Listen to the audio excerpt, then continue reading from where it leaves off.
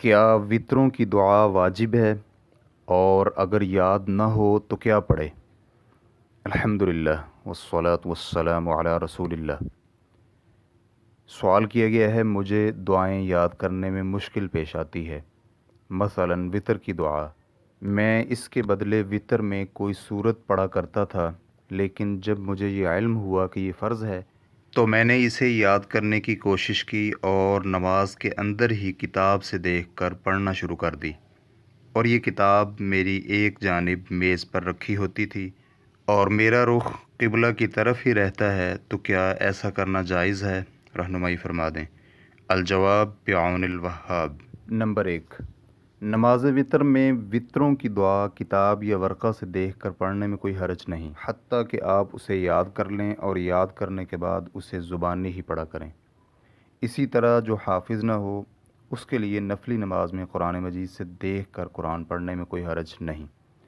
شیخ ابن باز رحمہ اللہ سے نماز تراویح میں قرآن مجید دیکھ کر پڑھنے کے حکم اور کتاب و سنت میں اس کی دلیل کے متعلق دریافت کیا گیا تو ان کا جواب تھا، رمضان المبارک کے قیام میں قرآن مجید دیکھ کر قرأت کرنے میں کوئی حرج نہیں، کیونکہ ایسا کرنے میں مقتدیوں کو سارا قرآن سنایا جا سکتا ہے، اور اس لیے بھی کہ کتاب و سنت کے شرعی دلائل نماز میں قرآن مجید کی قرأت پر دلالت کرتے ہیں، اور یہ دلائل قرأت میں عام ہے، چاہے وہ قرآن مجید دیکھ کر کی جائے یا زبانی۔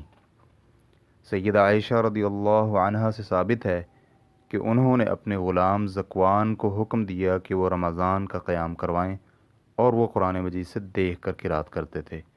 امام بخاری رحمہ اللہ نے اسے تعلیقاً اور بالجزم روایت کیا ہے۔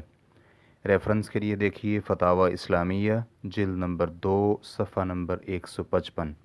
نمبر 2، دعائے قنوت میں یہ واجب نہیں کہ وہ بعینی ہی انہی الفاظ میں کی جائے، بلکہ نماز کے لیے اس کے علاوہ دوسرے الفاظ یا اس میں کمی و زیادتی کرنی جائز ہے، بلکہ اگر کسی نے کوئی ایسی آیت پڑھ لی جس میں دعا ہو تو مقصد پورا ہو جائے گا۔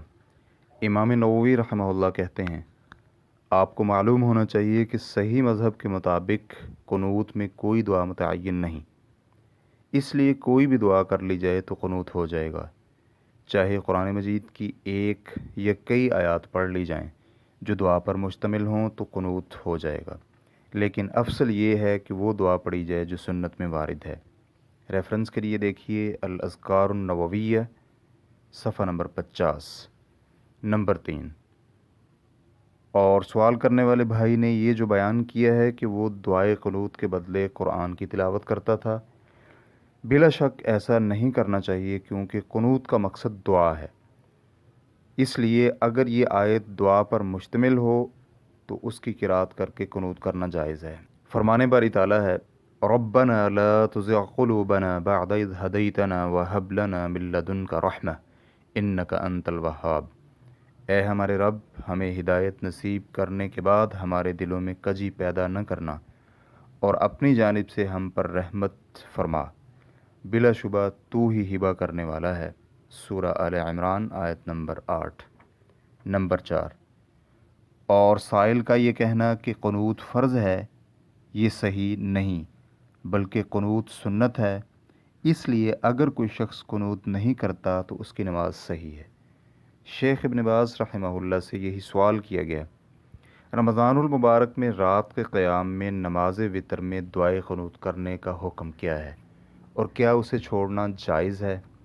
شیخ رحمہ اللہ کا جواب تھا، نماز وطر میں دعائے قنوت سنت ہے، اور اگر بعض اوقات نہ بھی کی جائے تو اس میں کوئی حرج نہیں۔ اور یہ بھی سوال کیا گیا، ہر رات وطر میں مسلسل قنوت کرنے والے کے متعلق کیا حکم ہے، اور کیا یہ سلف صالحین سے منقول ہے؟ شیخ رحمہ اللہ کا جواب تھا، اس میں کوئی حرج نہیں، بلکہ یہ سنت ہے، کیونکہ نبی علیہ الصلاۃ والسلام نے جب حسین بن علی رضی اللہ عنہما کو وطر کی دعا سکھائی تو انہیں بعض اوقات ترک کرنے کا حکم نہیں دیا، اور نہ ہی مسلسل کرنے کا حکم دیا، جو کہ دونوں کام کرنے کے جواز کی دلیل ہے۔